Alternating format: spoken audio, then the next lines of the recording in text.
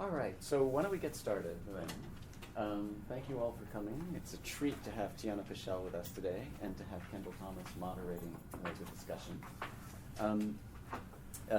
Tianna Paschel comes to us from the University of Chicago, where she's a professor in the political science department with a very interdisciplinary bent insofar as a very sociological, ethnographic turn to studying issues of race and in Brazil and in Latin and South America.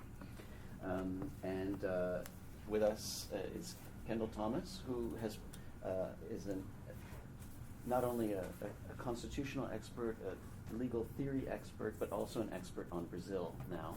Has been spending a lot of time in Brazil, and so I thought would be the ideal person to comment and to engage the work from a theoretical perspective as well. Now, I know there are a lot of marvelous people in the room as well, and so we're quickly going to go around because not everybody knows each other, but everybody should know each other. Starting with Bob Gooding-Williams, who actually also came from the University of Chicago this year in the philosophy department. Sorry. Bob Gooding-Williams. Teach in the philosophy department, and I also have a position in Iowa's Institute for Research. I'm a business scholar at the University of Pennsylvania, frameworks for communication. I'm from Turkey, and I study professor of media communication. I'm Esteban Rodriguez, and I teach in a German study abroad program, and I have to leave early because of that. Okay, no worries. Mia Ryder, I'm an artist. Walter House, I'm actually staff at Career Services for the law school. Just wanted to drop it in. Great. Hello, I'm Laura Murray. I don't have much of a voice, but I'm a PhD. I'm finishing my PhD actually in sociomedical sciences. I'm looking at the politics, conceptual activism in Brazil. And I'm Pat Williams, and I teach in the law school, and I will apologize ahead of time. I teach it just a little after 1, so I'm going to be tiptoeing out to say, okay. Sorry. No worries. I'm Fred Harris. I teach in the political science department. I'm Ramiro Alvarez. I'm a JSD student here at the law school in my first year, and I study law and social movements. My name is Paula Savalle. I'm a 6th-year PhD student in the sociology department here in Colombia, and I do work around race, space, and gentrification in Colombia. And so Tianna is going to be presenting her work, which comes out of the first book and is going to orient the second, possibly. Possibly, right? Yes. Possibly. That's why I'm here, to get all of your thoughts. Thank you. So first, I'd like to thank Bernard Harcourt, a good friend, former colleague. Also, Kendall Thomas for moderating, and I'd love to hear your thoughts on the project, especially because I pretend to be kind of a law and society person, and so having someone who actually knows about the law will be good here. And I don't know where Claire is, but thank you to Claire for really dealing with a lot of changes in my itinerary for me to get here. I'm in the middle of a transition. So I want to present something that is basically the beginning of a second book project called Exporting Racial Paradise. And so I'm going to present a piece of that today, so I'll just jump right in. So the video for the song Beautiful by Snoop Dogg and Pharrell Williams was shot in Rio de Janeiro in the early 2000s. Like most tourist videos designed to entice visitors to Brazil, the video features white sand beaches, samba, scantily dressed Brazilian women of many different skin tones, sometimes with coconuts in their hand and sometimes without, and of course football or soccer. What ties all of these images together, and what indeed seems to be making Brazil beautiful, as the title of the song suggests, is the country's unusually high degree of racial mixture and its presumed racial harmony. As anthropologist Erica Williams reminds us in her new book on sex tourism in Brazil, the exoticism of the country's physical landscape is heavily imbricated with a racialized and sexualized understanding of the Brazilian people. Of course, Snoop and Pharrell were not the first to discover a kind of racial utopia in Brazil. The country's image as a model of race relations in the world dates back to the early part of the 20th century, when visitors from around the globe began to write about Brazil and write about what they saw as a harmonious society in terms of race. Among the many international visitors were well-to-do African Americans who traveled there in search of a utopia for colored people. Additionally, as David Hellwig talks about in his work, he says, quote, throughout the 19-teens, 1920s, and 1930s, the Black American press continued to endorse a highly flattering assessment of race relations in Brazil. Leaders such as Booker T. Washington, Kelly Miller, W.E.B. Du Bois, and William Pickens agreed that Brazil offered people of color opportunities denied in the United States, unquote.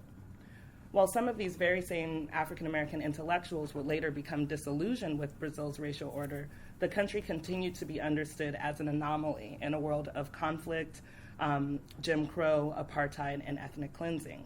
What was most fascinating to observers of Brazil was that while the country shared a history of racialized slavery and colonization with its neighbors to the north, it seemed to have somehow overcome that brutal history.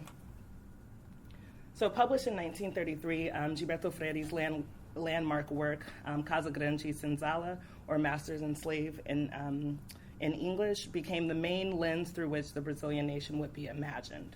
Central to Freire's ideas was that Brazil had developed a more cordial and less oppressive system of slavery, which in turn explained higher rates of miscegenation, as well as the racially egalitarian nature of Brazilian society. Freire and other nationalist intellectuals argued that the future and strength of the Brazilian nation lied in their race mixture, and that the creation of one homogeneous race with the virtues of Europeans, Africans, and indigenous peoples was that the virtue. And this variant of nationalist ideology that later became known as racial democracy became institutionalized within the state, and this is particularly the case under authoritarian regimes throughout the 20th century in Brazil. Further, beginning as early as the 1940s, scholars in the United States and elsewhere also began to write about race relations in Brazil, typically highlighting race mixture, the strength of national identity above racial identity, and the absence of Jim Crow-style racism as testaments to the harmonious but also superior race relations in the country. So there are many critiques of racial democracy. Among other things, scholars in Brazil and outside alike have pointed to the tensions between discourses of race mixture on the one hand and practices of racial hierarchy and exclusion on the other. Still others have explored how the project of mixture, or mestiçagem in Brazil, was inherently gendered and sexualized. By centering both cultural and biological mixture between the different roots of the nation, Brazil's nationalist narratives were deeply dependent on sexual reproduction. As anthropologist Kia Codwell has argued, embedded in racial democracy narratives was the idea that Black and mulatto women were expected to play a very particular role in the reproduction of both the symbolic nation, but also in the kind of self-realization of the intended national subject, in this case, the elite white Brazilian male. And I think you can see that very clearly in this drawing that was based on the Master and Slave book. Yet both scholars that reproduce this idea of racial democracy in Brazil and those that critique it have tended to focus almost exclusively on the internal processes that have shaped the character of Brazilian nationalism. Though we know that the dynamics outside of the nation also matter a great deal in constructing and also legitimating these ideologies in Brazil and in Latin America more generally. The idea of Brazil as a racial democracy began to emerge just as the newly independent country began to grapple with the project of nation building in a world where national progress was tied to increasingly popular ideas of scientific racism and Darwinism. The use and adoption of scientific racism as state policy in Latin American countries at the turn of the century was what Nancy Steppen calls generalized endorsement of science as a sign of cultural modernity. In the context of Latin America, elites appropriated particular kinds of scientific ideas of culture, heredity, and progress, not only to make sense of their own identity and national future, but also to assert national sovereignty vis-a-vis old and new imperial powers. As such, elites developed a version of eugenics that varied sharply from the variant that took hold in the United States. They reinterpreted scientific racism in such ways that privileged culture above biology, and which argued that human races evolved through mixture as opposed to in spite of it. Another way that I think dynamics outside of the nation have acted to kind of produce racial democracy in Brazil has to do with the politics of racial comparison. So it was Brazil's juxtaposition with Jim Crow and apartheid in South Africa that really gave meaning to the idea that it was indeed racially evolved. Indeed, it was the lack of anti-miscegenation laws in Brazil, that implicit and sometimes explicit contrast with the U.S. South, that was essential to the production of Brazil as racial paradise. In this sense, Brazilian nationalism was in some ways built out of negation. Whatever Brazil was, it was not the United States. And we see this very clearly in the writings of nationalist thinkers and much of the early scholarship on slavery and race relations in Brazil. So what I'll present today is a piece that builds out of my first book. So my first book that's under review now is called Becoming Black Political Subjects, and explores the shift away from colorblind state discourses to the adoption of specific policies for Black populations in Colombia and in Brazil. And the field of politics that I sort of uncover in that book go well beyond the kind of confines of the nation state. So it's inherently a story about movements. It's a story about globalization in a way. And so this sort of led me to the current project. So in this new project, I'm asking more specific questions about how transnational processes figure into the symbolic construction of the nation, in this case, the Brazilian nation. More specifically, I examine the ways in which spaces and individuals outside of the nation constitute a key site in the meaning making about it.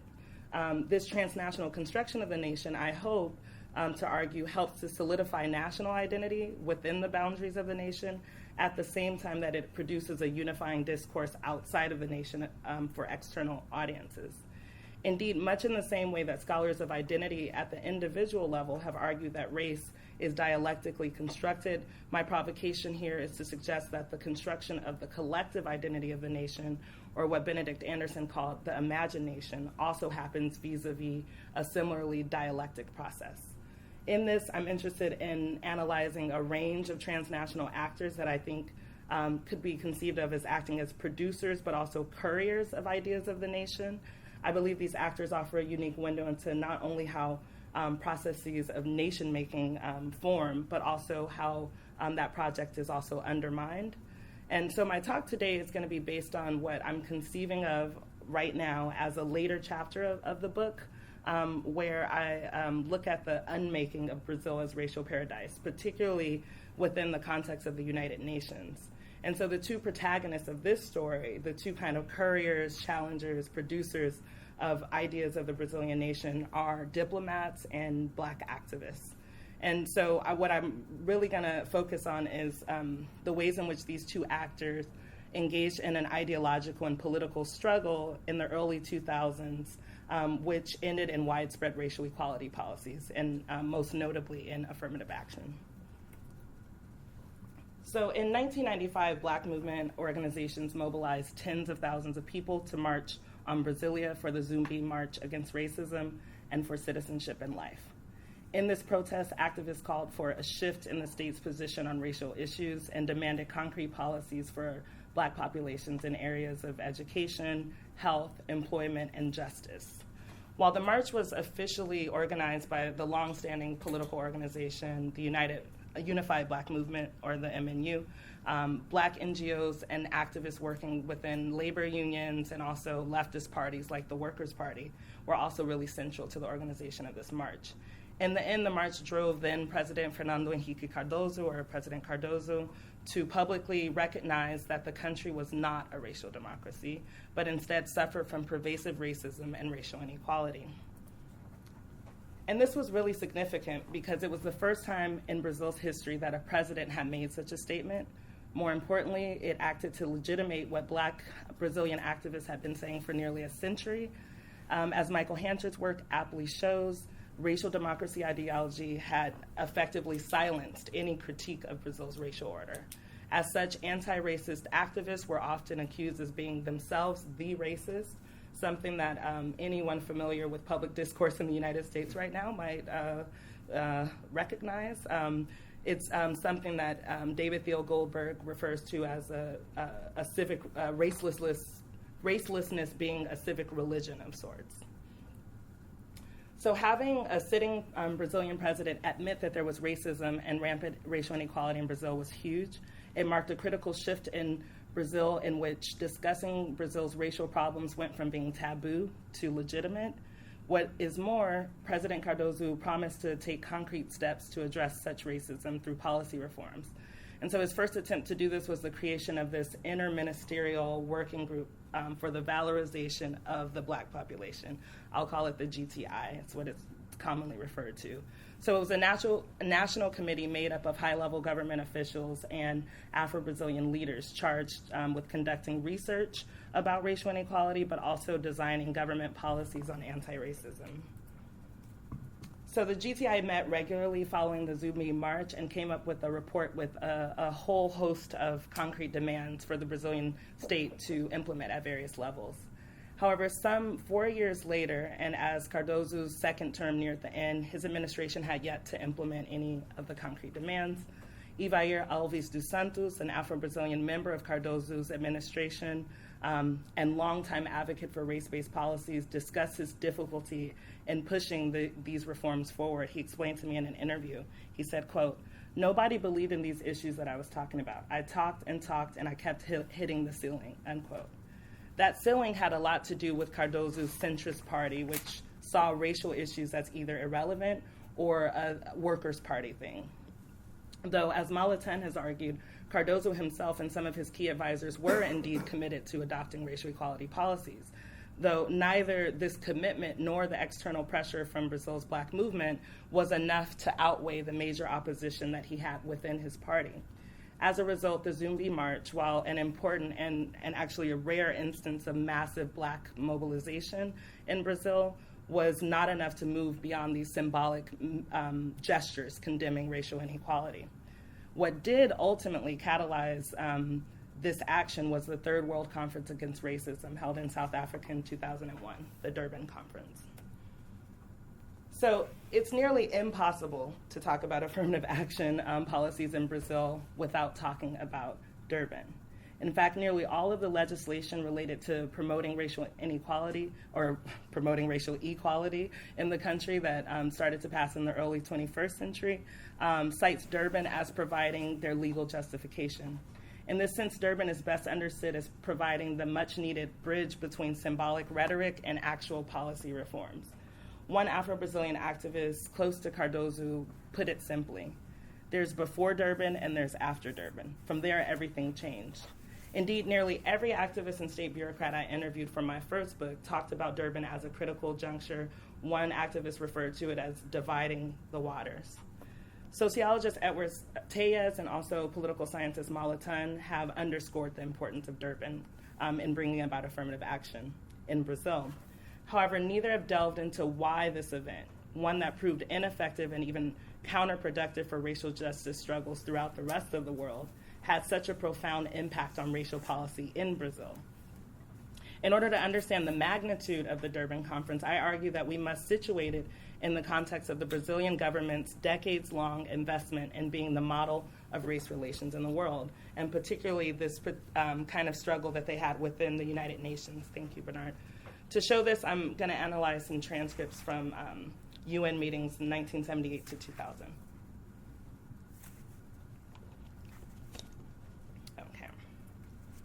So one of the first examples of Brazil's racial project within the UN apparatus came actually before the UN began to work systematically on racial issues, even before the creation of the Committee for the Elimination of Racial Discrimination, or CERD.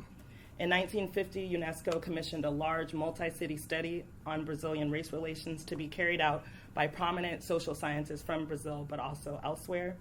And the goal of these studies was to offer a more harmonious model of race relations in a world of apartheid, and one that was recently scarred by the Holocaust and World War II.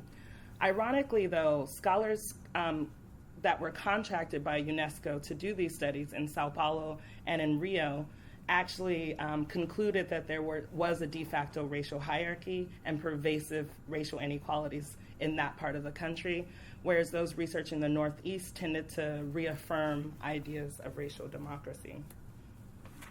So in September of 1952, UNESCO reported the study's findings in their internationally circulated magazine. The Courier. Despite mixed findings, the general tone of the report was still that Brazil had created a multiracial, harmonious society. Featuring an article by the father of racial democracy himself, Gilberto Freire, the issue concluded, quote, Brazil remains an exemplary nation, destined because of this to play an important role in the building of a world in which mutual respect between races will become an established universal, unquote.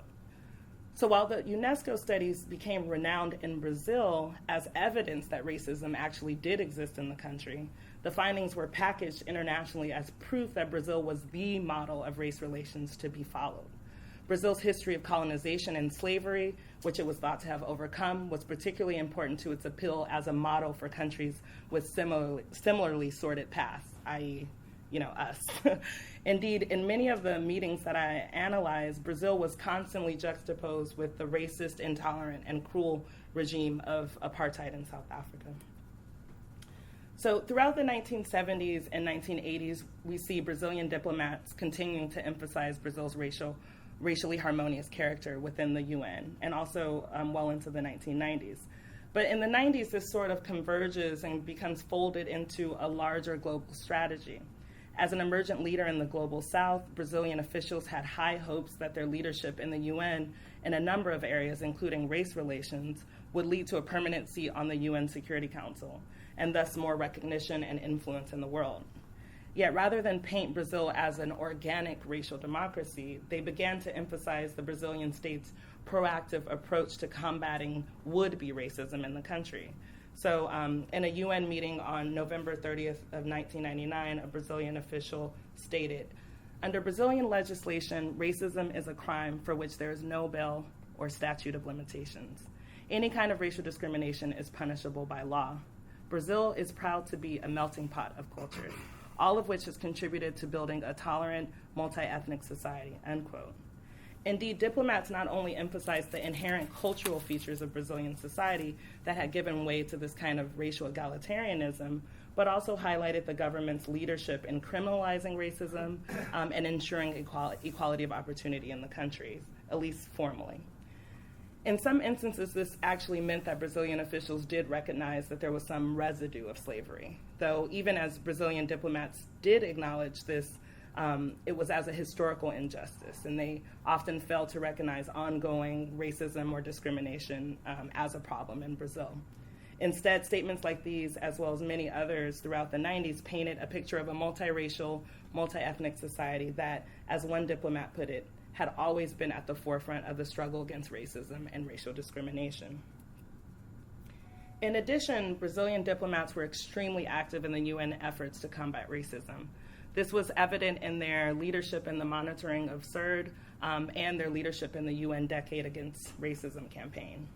Further, Brazil was one of the first countries to speak within the UN about the significance of having a Third World Conference Against Racism. In one meeting, a Brazilian diplomat said that the Brazilian government planned to take an active role in convening it, in part because they were proud that the country's harmonious coexistence among people of different religious, racial, and cultural backgrounds made it a natural leader. She also added that the conference should be action-oriented and should generate concrete commitments and measures to counter racial discrimination and intolerance wherever it occurred, and that it should send a message that was understood by the public at large. In fact, as I'll discuss later, this new participatory format of Durban, which differed a great deal from the two previous World Conferences Against Racism, was particularly important for bringing about changes in the Brazilian state's discourse about race, but also their policies. So Brazil's project to become a global leader in anti-racism was really evident in statements that they made after this UN training that was designed to help governments better address racism through their legal institutions. So Brazilian officials had taken this meeting very seriously. They sent high-level government officials, and they were really dismayed by the fact that developed countries weren't targeted to even go to the training, and they didn't attend. And so they applauded the idea of a training, but they also said this: in the future, however, participants should also be invited from developed countries, Western and Eastern Europe alike. in order to further enrich the exchange of views and to avoid any misperception that racism and racial discrimination were more prevalent in the third world than elsewhere. Brazil's internal legislation had already condemned and punished acts of racial discrimination long before the launching of the first United Nations decade. Brazil attached great importance to the International Convention for the Elimination of All Forms of Racial Discrimination, and both of its reports on its reports on its financial contributions to CERD were up to date, unquote. Rather than being the country to be trained on racial issues, Brazilian officials felt that they were in a position to be the facilitators or leaders of such training. Thus, in many ways, Brazilian diplomats saw their country as far more advanced than even UN discussions on race.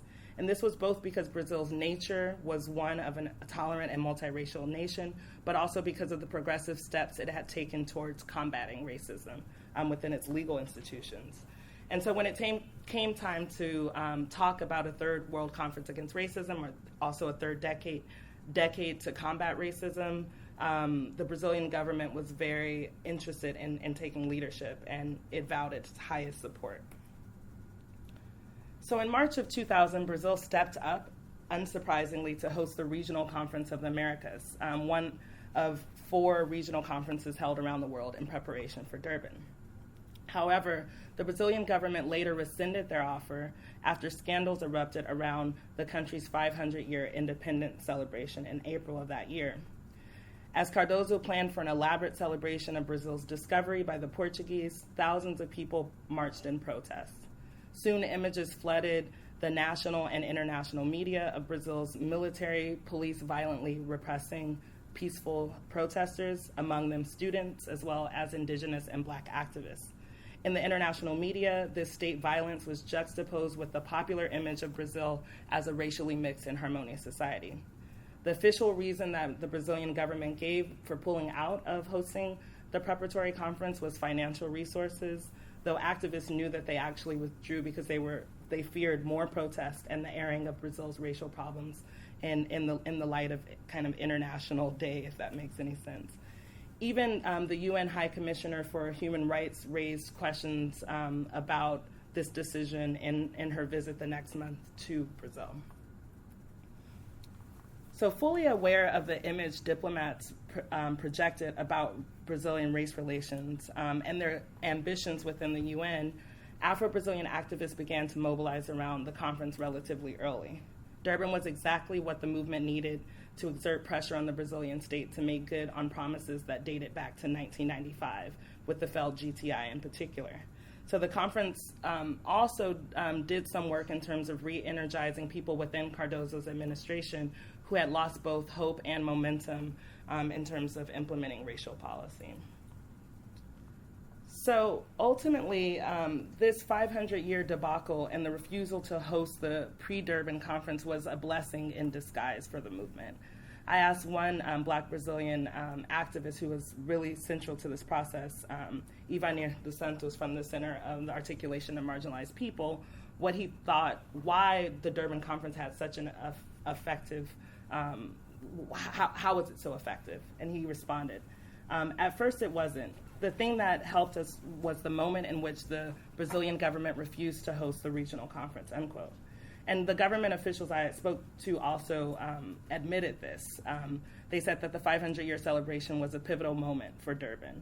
Ambassador Gilberto Saboa, who was a central figure in the Brazilian delegation to Durban, explained to me this in an interview. He said, quote, "The 500-year celebration was really poorly done. It ignored the contribution of indigenous peoples. It was as if everything had started with the Portuguese. And the people that I met in the Ministry for Human Rights and other sectors, they said, look, Ambassador, if we don't succeed in doing this conference and doing something during this administration that really promotes the true advancement of Blacks in Brazil, the moderate Black leaders are going to be replaced by more and more radical ones that are emerging among the youth." What these events signaled to Afro-Brazilian activists, though, was that much was at stake in the Brazilian state's upholding of its image as racial paradise within these international arenas. So in the absence of Brazil's leadership, the Chilean government actually stepped up to host the Regional Conference of the Americas in Santiago. In October, just 2 months before the regional conference, they held this small meeting of experts In addition to government officials, the meeting included 12 experts on discrimination and intolerance to present background papers to help frame both the regional meeting, but also frame what Latin America and presumably the Americas' participation in Durban would look like. Edna Rowland, a founder of the Black feminist organization Fala Preta, or Speak Black Women, was charged with presenting the background document on Afro-descendants in the Americas. And Rowland's presentation painted a really bleak picture of racial inequalities and racism, not only in Brazil, but also in the rest of Latin America. And this was just the first of many moments in the preparation for Durban where Brazilian diplomats would have to face Black activists who contradicted the picture that they had painted of racial harmony for decades. For example, despite the failure of the GTI report that I mentioned earlier, Brazilian officials in Santiago still highlighted the important work that the GTI was doing to address racial inequalities in the country. And so during the meeting, Edna Rowland interjected and disagreed strongly with the diplomats. And in one instance, she said, quote, "While positive changes have taken place in Brazil, the government has not been able to implement any of the recommendations of the GTI, and particularly those that would have a real impact on the living conditions of Afro-Latinos," unquote. Rowland's rebuttal was important given that for decades these kinds of statements had previously gone unchecked. Indeed, the very presence of Afro-Brazilian activists in these elite international spaces made it nearly impossible for Brazilian officials to maintain this harmonious and egalitarian picture of race relations in their country. More to the point, Afro-Brazilian activists also offered radically different accounts than their white diplomat compatriots that were actually backed up by solid statistics. And Edward Tejas talks about this in his book, Race in Another America. So activist efforts to respectfully undermine the Brazilian government's account of home were ultimately successful. Brazil was one of 35 Latin American countries that signed onto the final Santiago Program of Action that recognized that racism and institutionalized discrimination were problems in their countries. The Santiago Declaration also called for strategies, programs, and policies that can include affirmative action measures to favor the victims of racism, racial discrimination, xenophobia, and other forms of discrimination that impede the effective enjoyment of civil and political rights. So this was the first step in contaminating Brazil's racial paradise. Upon returning from Santiago, Cardoso signed a presidential decree creating the National Committee on Durban. And he appointed a number of government officials to that committee, and this included Afro-Brazilian Senator Benedita da Silva, as well as 4 Black activists from established Black NGOs. Edna Rowland, who diplomats were impressed with in Santiago, acted as a quasi-member of the committee. And the activists within the committee were so there were kind of 2 groups of activists, and in my first book I go into kind of the nitty-gritty details of kind of fractures within the movement, so I won't do that here, but it is important to say that they played a particular role in formulating the kind of official position of the Brazilian government. And Alberti and Pereira argue that the inclusion of one phrase within the Brazilian delegation's official statement was actually the key factor that got the ball rolling on affirmative action, and that phrase was quotas in the university for Blacks. So during preparations for Durban, it wasn't always clear that the Brazilian government was actually going to do something. There were many attempts and many promises that were made before. And so understanding the fragility of government promises, some Afro-Brazilian activists were actually skeptical of these national committees. They saw them as co-opted by the Brazilian state, and so they did lobbying from outside of the committee through these transnational networks. And it's important to note that Afro-Brazilian feminist organizations were particularly important here because they had already engaged in this kind of transnational activism vis-a-vis the women's movement. So they had been to Beijing, they had been to Cairo, and they had gotten the Brazilian government to actually implement policy reforms after they came back from those conferences. So they were really critical in mobilizing a national movement around Durban, but also regional movements. So Gelades, an Afro-Brazilian feminist NGO, was responsible for securing and overseeing international funding for a network that they were a part of called Aliança, and that included members of Afro-Latin American organizations throughout the region. And they ultimately secured a grant from the Ford Foundation, and they were the ones who managed that grant. And so they emerged as this kind of articulator of regional processes. They were a node around Durban, both at home and also in the region. And they also worked in partnership with some U.S. institutions like the Southern Education Foundation and the International Human Rights Law Group, now called Global Rights. Or I think they just closed, but they were called Global Rights for a while. However, ultimately, such efforts were significantly undermined when the United States launched an effective boycott of the conference amidst accusations that it was anti-Israel and anti-Semitic. So for my purposes here, I don't want to talk about all of that because we could talk about that forever. But I think what's interesting here is that with the withdrawal of the U.S. And their allies, there was a vacuum in terms of leadership, both on the government side and the civil society side. And Afro-Brazilian activists just decided to take up that space that U.S. civil society would normally take up. So they became this kind of main interlocutor. And what they devised was this kind of collective strategy with Alianza where they basically lobbied governments as a collective. So this whole network of Afro-Latin American organizations would collectively go to the government of Bolivia and say, you need to do something about this. So speaking about this particular tactic, the head of the official state delegation of Brazil, Minister José Gregori, said in an interview, Durban was the triumph of Black Brazilians. So even if governments were against Durban at the beginning, they would eventually have to collide with the Black Brazilian activists. In Durban, Black activists found the place to affirm their struggle.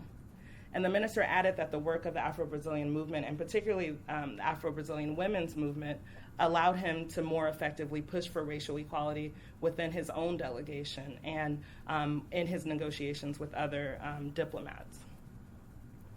So as the Brazilian activists made their way to Durban, the government had already been poised to make strong statements about what they called affirmative measures to address racial inequality. Both Afro-Brazilian activists in the National Committee, but the ones outside, had been really critical to shaping this position. They held a national event that included 1,700 people that was all about socializing Durban and talking about what Durban could mean for the country. They also had already expressed that they were going to be one of the major people to bring up conversations around reparations, affirmative action, but also categorizing the transatlantic slave trade as a crime against humanity. So somewhat ironically, in response to the demands of Black activists both within and outside of the official delegation, the Brazilian state ultimately reinforced its image as a true leader in the struggle against racism both at home and globally. This was clear in Minister Gregori's recounting of what he saw as a touching moment in Durban, where Brazilian diplomats and activists were all cloaked in a Brazilian flag singing the national anthem. He explained, "We worked a lot on the Durban conference for reasons that don't have to do with Brazil exactly. It helped us, Brazil, emerge in that world of people with everybody happy, everybody singing, everybody understanding each other in the context of this dispute between Palestinians and Jews, those things that almost foreshadowed 9/11, unquote. And we know that 9/11 happened right after that. Indeed, by promising to adopt concrete policies to ameliorate racial inequality and discrimination, Brazilian officials were also showing the world that Brazil, in contrast to much of the rest of the world, including the United States, was one happy, tolerant democracy. At home, the reverse was true. Durban served to break the taboo around critiquing racism in Brazilian society. On December 19th of that same year, right after Durban, President Cardoso gave a speech that offered the most telling shift from the Brazilian state's orientation around colorblindness to kind of racial equality. We live boxed into the illusion that this here was a perfect racial democracy, when it isn't, and it still isn't today. But our democracy does have some elements that allow for greater malleability and flexibility. But those elements, if they aren't worked on, if there isn't a conscious fight for equality and against discrimination, we will not advance. We, in Durban, what we saw was the need to affirm that societies need to become more and more just and based on equality and solidarity. It's for this reason that the Brazilian state recognizes the painful consequences that slavery caused in Brazil. And it will continue with the task of repairing such damage through policies that promote an equality of opportunities. There is an eternal debate about if policies should be universal or specific. They should be both. In addition to the measures announced by Secretary Paulo Sergio Pinheiro from the National Council to Combat Discrimination, we should study the adoption of affirmative policies in favor of Afro-descendants. So beyond these symbolic kind of statements, Durban helped to produce an avalanche of racial equality policies. And I won't talk about all of them here, but there's a decentralized process through which basically through state legislatures and through university councils, independently, a lot of universities adopted affirmative action at that level. And then in 2012, there was a federal piece of legislation that basically mandated affirmative action in all federal universities. And that's 59 of Brazil's most prestigious universities, but also their technical institutes. And it's a combination of race and class-based affirmative action. And beyond affirmative action, we see a whole set of other measures. The creation of something I call the racial equality apparatus, which is like at the national level, a ministry for racial equality, but also hundreds of local versions of that. We have the mandating of teaching of African and Afro-Brazilian history and culture in public schools at every level. And you have the kind of integration of racial equality as a stated goal of other kinds of policies, including health policies. And so this shift from the Brazilian state's denial of racism and racial inequality to their full embrace of these policies and policies that presuppose these hierarchies can only really be understood if we take a transnational look at this process. If we look at the transnational as a key terrain upon which battles over representation and the nation play out. And so before I end, I did want to offer an anecdote about what's going on right now in Brazil, since it's particularly contentious right now. And I believe some of what's going on today highlights these ongoing tensions between the Brazilian state's newly found racial consciousness on the one hand, and these bottom-up and transnationally embedded critiques of these persistent race and class inequalities in the country. So in early 2004, youth in Brazil began to flood public spaces, including shopping malls and parks, in something that they called rolezinhos. The events translate literally as strolls, but were akin to flash mobs, the flash mobs that have become commonplace in the US in recent years. Unfolding in major cities throughout Brazil, these rolezinhos were typically made up of hundreds and sometimes thousands of mostly black and brown youth from favelas and other poor neighborhoods. While most of the youth involved in the rolezinhos initially saw them as purely about entertainment, the response by the Brazilian state was chilling, ranging from violent repression by the military police to the closing of dozens of malls in anticipation of these events. For example, in Brazil's capital city, its most high-end mall, Iguatemi, closed for fear of a flash mob that had already accumulated 3,000 participants on Facebook. These events had not been violent and ranged from less coordinated ones, where youth would simply go to the mall to socialize in big groups, to highly coordinated ones where in some cases they would sing and do dance choreographies. Despite this, state officials, the police, and mall security repeatedly portrayed them as violent riots. This happened on the heels of massive protests just a year before of mostly white middle-class Brazilians. The military police's differential treatment of the mostly brown and black participants of the rolezinhos kind of highlighted the kind of racial component of the repression. And this was obvious not only to activists involved in mobilizing, but also to the media, as you can see here. And as the youth involved in the rolezinhos began to experience state repression, they began to be more politicized. So in Sao Paulo, after the police used rubber bullets and tear gas to break up a rolezinho, the event quickly shifted to a protest against racism, classism, and state violence. Black university students and political organizations also joined the rolezinhos with a more explicit message against racial discrimination. And this included even rolezinhos against racism. While these events were momentary, this marked the first time that the poor, non-white masses engaged in what was ultimately a creative form of disruptive protest on such a massive scale and in a way that was explicitly against racism. And so we have to kind of locate these flash mobs as part of a broader constellation of popular mobilizations in response to Brazil's winning the bid for the 2014 World Cup, but also for the Olympic Games in Rio that will happen next year. In preparing for the latter, the government of Rio has done what many cities who have hosted the Olympics in the past have done. On the one hand, they've spent billions of dollars on infrastructure that some argue will be perfunctory soon. And on the other, they've engaged in aggressive dispossession and urban cleansing campaigns. And in Rio, this has meant the intensification of a kind of militarized occupation or pacification of favelas.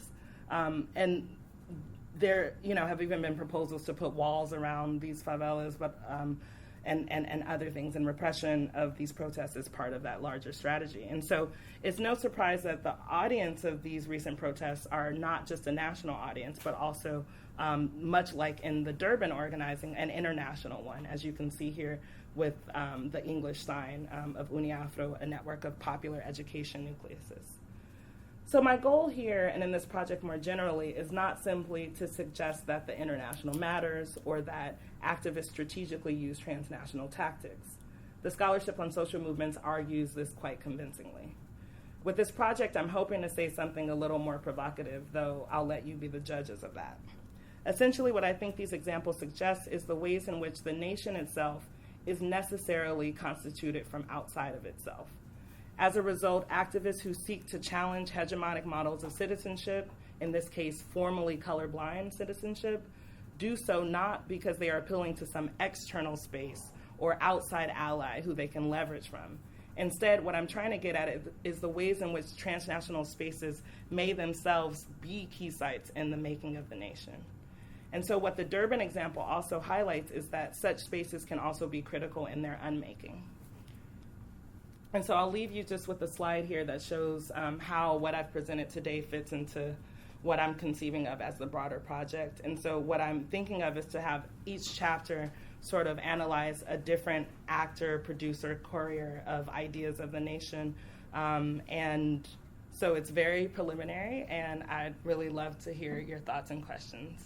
Yes, thank you. Superb.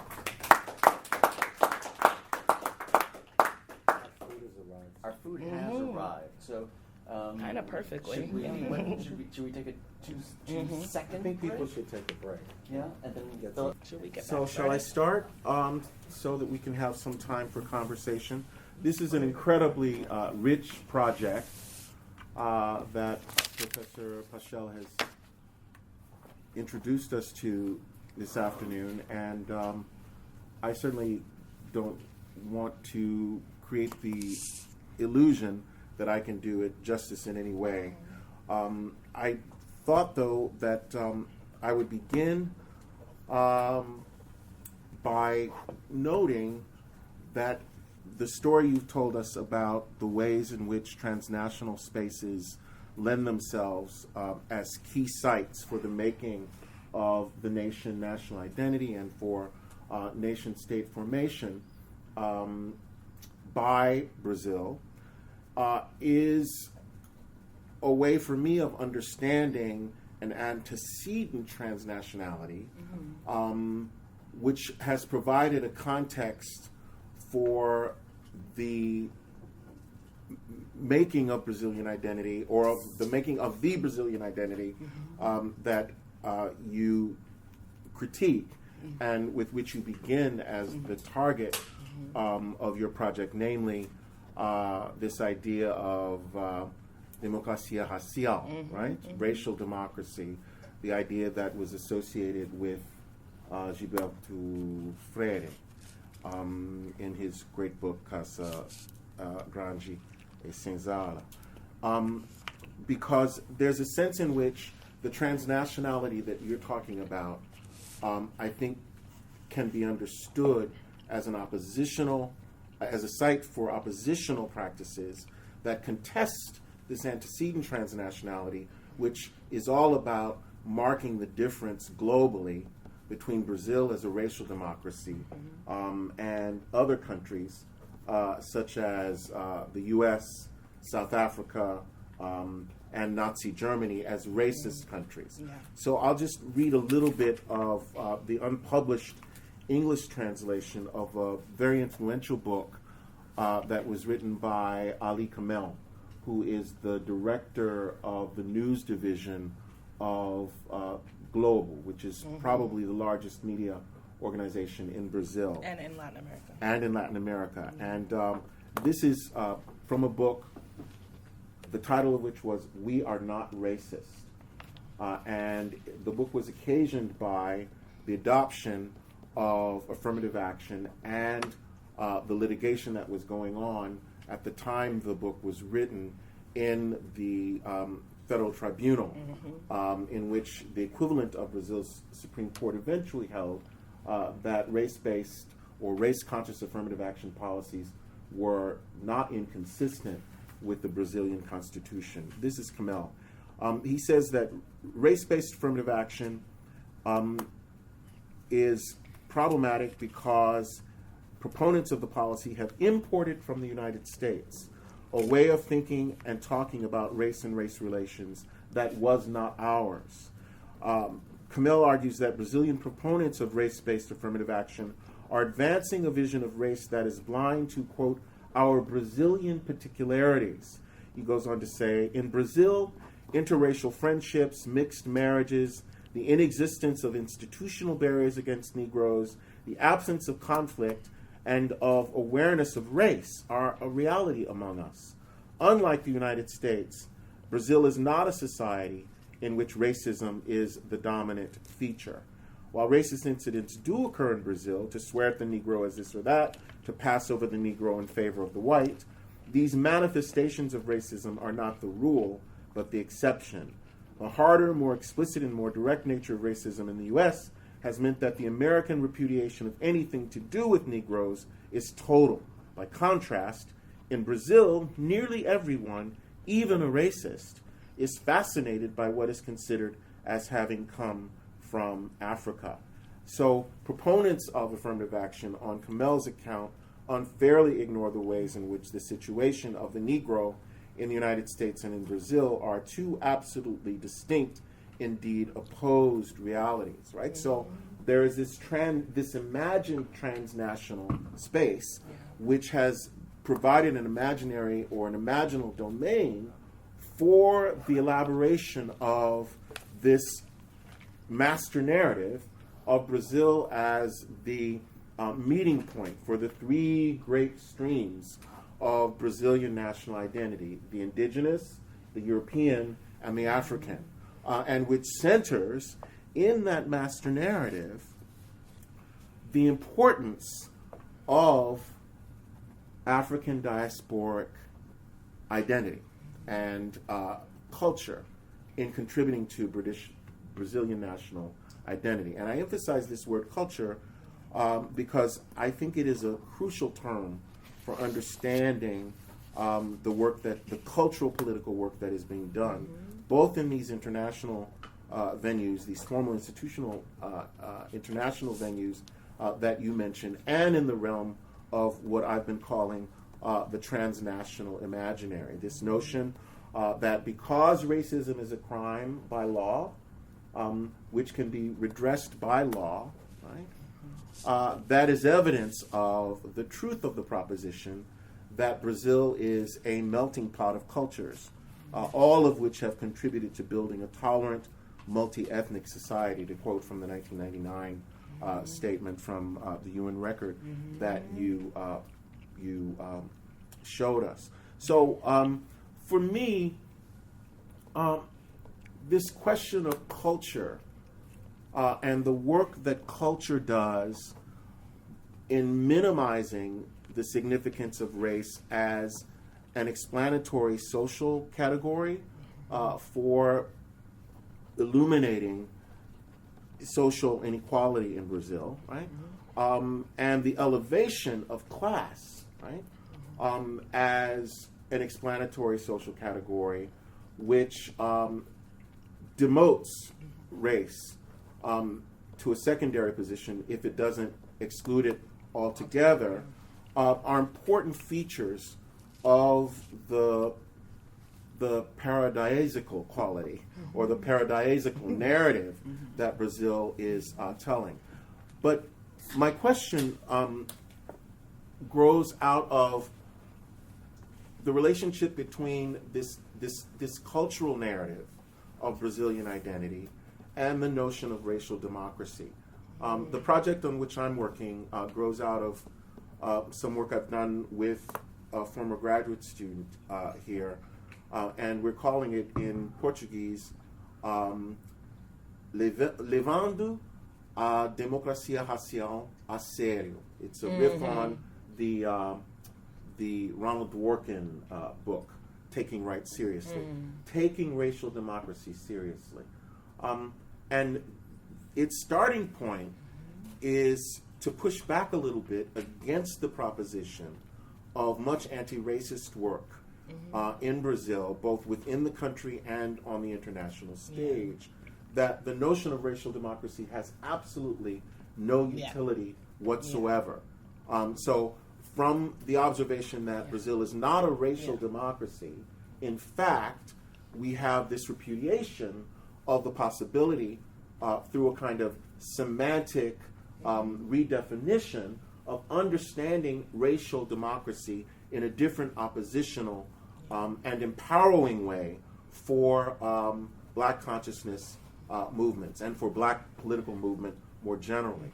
And the starting point for me of this idea of taking racial democracy seriously would be precisely to observe the ways in which the national cultural identity of Brazil is in fact relatively democratic, right? If you think about the fact that most people do not denigrate but celebrate aspects of the culture which can be traced back to Africa and to the African contribution, it is possible to say that Brazil, in some meaningful sense, is a more democratized culture in that sense, right? The national cultural inheritance includes and celebrates that element of it which has to do with Africanness, right? At the same time, paradoxically, this cultural democracy coexists with the complete absence, in fact, of economic democracy, right? And of political democracy. So for me, the question then becomes, what are the potential progressive uses of the idea of racial democracy and its relative achievement in the realm of culture, right? To articulate and mobilize around the assertion and recognition of a racial citizenship in the realm of economy, right? And in the realm of state and indeed non-governmental politics, right? Now, it seems to me that we don't want to abandon this notion of racial democracy, because I understood you to be aligning yourself with the critics of that idea, and then moving to this question of transnationality, marketing by the state, right, and resistance by anti-racist activists to this transnational exportation of the racial democracy ideal. But can all that work go on at one and the same time? So the critique of racial democracy and the elements of that critique, which are valid, are incorporated within a larger project, which has as its end the rehabilitation and redefinition and refashioning of the idea of racial democracy and the completion, in a sense, of the unfinished project of democratization that has taken place partially in the realm of culture. That involves not so much a transnationality, but as but a deep engagement with pushing back against contestation of and transformation of these important national narratives.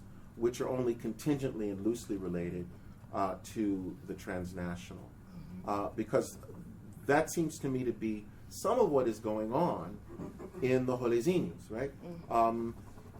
Is the assertion through cultural practices of economic citizenship in the shoppings and more broadly in public space of the democratic citizenship of these large populations which have been excluded from full participation in economic and political citizenship precisely because of the recognition of sorts of a kind of cultural citizenship.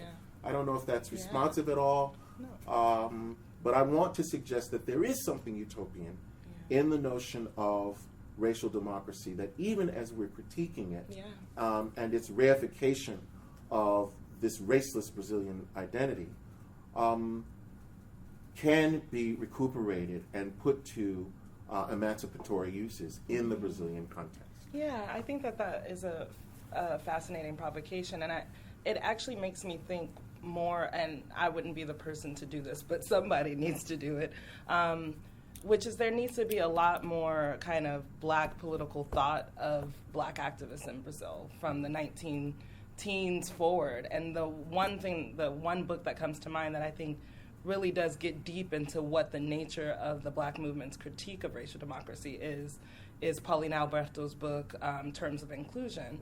And she makes this really interesting argument that is around what I do think that there is a sort of wholesale rejection by anti-racist activists, but that's very recent. I mean, that is a very specific position of the unified black movement and some black feminist organizations. But she makes the argument that all of the kind of clubes dos negros in Sao Paulo in the 19-teens and 20s, the Frente Negra, even a little later, some of the 1940s organizations were all about what is real racial democracy. I mean, like their discourse was like, democracia racial real, like what does a real one look like, you know?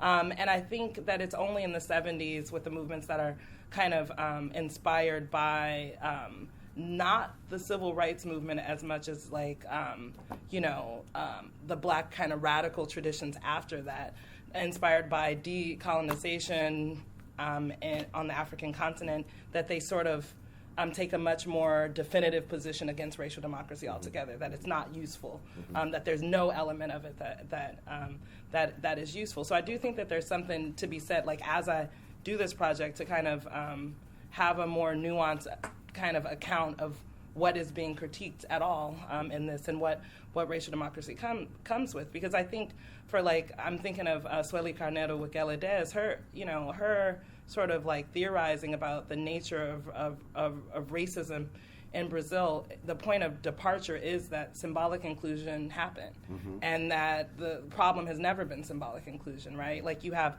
whiteness in Brazil that doesn't depend on ideas of purity, neither culturally or biologically. One can be white and in power and have African ancestors, a foot in the kitchen, can also value African culture, but that hasn't necessarily translated into having, those ancestors be side and side in economic or political kinds of egalitarianism. And so I do think that it is a little more nuanced. I do think in the context of actual like policy debates, it gets very flattened, right? And so I think there's something that to be said about which version of things, like digging it deep into what the nature of those critiques are, and so how they play out in transnational spaces, I think is absolutely relevant, right? Yeah, that's really useful. Thank you. Professor Gooding-Williams. Oh, thanks. I feel so elevated. He says my day. Yeah, it was elevation worthy.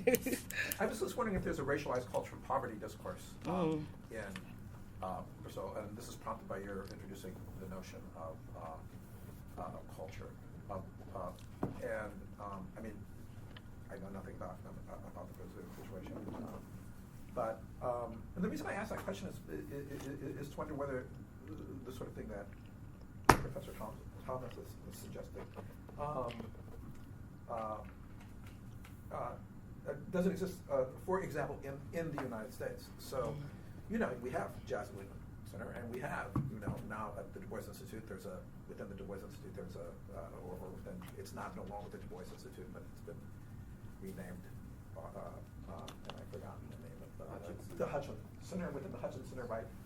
There's part of the Hutchinson Center that's devoted now to the study of hip hop, right? Mm-hmm. So there's a way in which African American culture has acquired jazz and hip hop have acquired kind of high culture status, and will be reproduced, in that, mode. And so we'll go to the Hutchinson Center or to Jazz League Center, and then we'll go to the Symphony or to Metropolitan Museum of Art. But even as there's this kind of denigrating attack on, African American culture, what people call cultural racism and the like. So I guess this question to both of you really as to whether or not something like that is operative in Brazil, especially in light of the kind of argument that Kendall's making about the significance that we ought to attribute to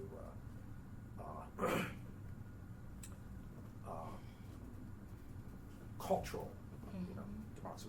We say that now that because we have a part of the Hudson Center devoted to the study of hip hop, or jazz at Lincoln Center, are we moving towards cultural democracy in the United States? Yeah, I mean, I do think that there is a different level of degree. Racial culture. Yeah, because I think in the U.S., no matter how much that stuff happens, that will stand in as African American culture being like. In Brazil, that kind of the interpretation of like something like samba is never. There's never a step you get that you have to take in order for it to be Brazilian. It just is Brazilian, right? Every Saturday, everybody eats feijoada, right? Which was slave food. Yeah, but so, everybody eats it. Yeah, and everyone, whether they're actually like say that they practice African religions or not, are not completely outside of them. There's a whole array of practices and ways in which African religion is just part of it. That said, I think that there is a similar dynamic, which is that a certain kind of African past is upheld, and it's very essential to the way that Brazilians of all colors and all kind of class backgrounds think about themselves, but certainly the actual practices of the black and brown poor people in Brazil are pathologized in the same way that they are here. And it's and I wouldn't call it a culture of poverty in the sense that where the kind of like explaining persistent poverty in the United States and talking about class, I think, is what the taboo has been in the U.S. And so it makes sense that in the U.S. one could try to explain poverty through a cultural, some sort of cultural explanation, whereas in Brazil and Latin America in general, it's the opposite. People understand class. People don't blame class inequality for the most part on the poor. They blame it on dysfunctional governments. They blame it on, structural adjustment policies of the IMF. And so, but that said, I don't think that means that there's not a pathologizing of the cultural practices of favelados, for example, funky music, and what that stands in for a lot of people as sort of a little part of the problem in terms of reproducing, like their heads are not helping their situation of poverty, for example. And it's racialized and class at once. It is. I mean, one problem. How is that distinguished from the kind of, the racially mediated or practices that you all were saying, the food, the religious practices and whatnot that are otherwise, disseminated. Yeah, I think that population. Yeah, I think it's sort of like, I think that and people talked about this with indigeneity too in Latin America, which is that it's a lot easier to kind of symbolic inclusion of of an Indian past and not a present or a future. And so there's something, you know what I mean? So there is something about those gifts that our enslaved African ancestors gave to us versus living with the noise, literally the noise of what black and brown people in their everyday lives engage in. There's a sort of, I think that there's a sort of... But that makes it more like that, sorry. Yeah. But that makes it museumification. I mean, that makes it more like, the Museum of Hip Hop or the Museum of Jazz. So now, shut up.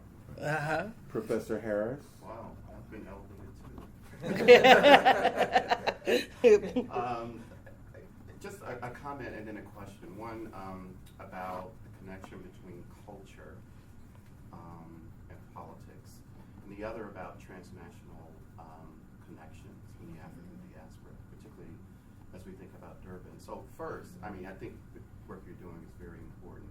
And so when Kendall mentioned this connection between culture and this sort of racial democracy and sort of the disjuncture between culture and the civic and the economic, I thought about the existence or persistence of racial hierarchy in Cuba, where you have cultural integration, the recognition of, an African connection through religion, through food, and the idea, at least, that you have both political and economic equality, but still persistence that exists. So I think that's an interesting thing to look at. I'm not sure what to do to say about that. But actually, sort of the Durban conference and it's being this catalyst is very interesting because looking at other parts of the African diaspora and what they were advocating for at Durban, particularly activists from the Caribbean and from the U.S., the main issue was reparations. Yep. And so I'm curious where Afro-Brazilians stood on that, and was that ever a policy option, because there's the adoption of affirmative action, as you say, in this apparatus that around racial equality within the government structure. Was reparations ever put on the table as an issue to pursue in Brazil?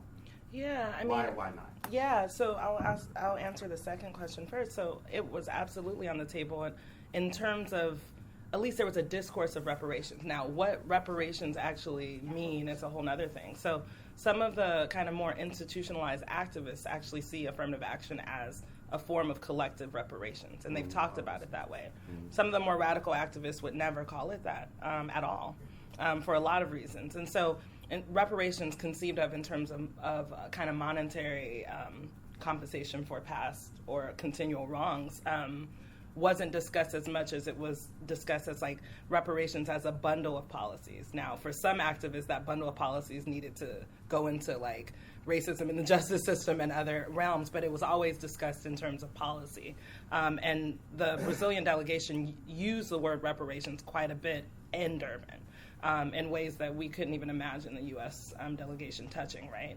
That it didn't do much because of all the pushback in Durban. In terms of the first question, I actually have been thinking a lot about Cuba lately, and I was just there like last week or the week before.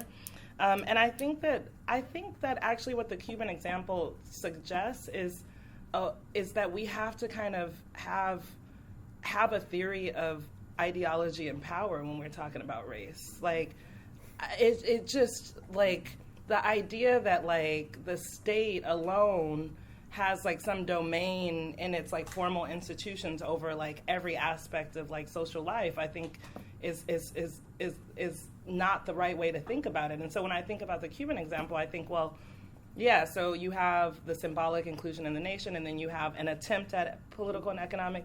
Of course, you have other factors like, white Miami Cubans sending remittances to their family, especially after the fall of the Soviet Union, and so that makes things uneven. But it also is true that there's still a really fierce symbolic hierarchy around value and humanity, right? And I don't know exactly, like, even Fidel, like, how exactly would a state do, like, undo that, right? And so I guess it points to some of the limitations of, like, dealing with racism through purely formal state policies, I think. Well, on that note, we will have to bring this part of our discussion to a close. I'm sure that you'll be around to talk for a little while absolutely. with people who have questions that they weren't able to pose. But at this juncture, join me in thanking Professor Paschel for a great presentation.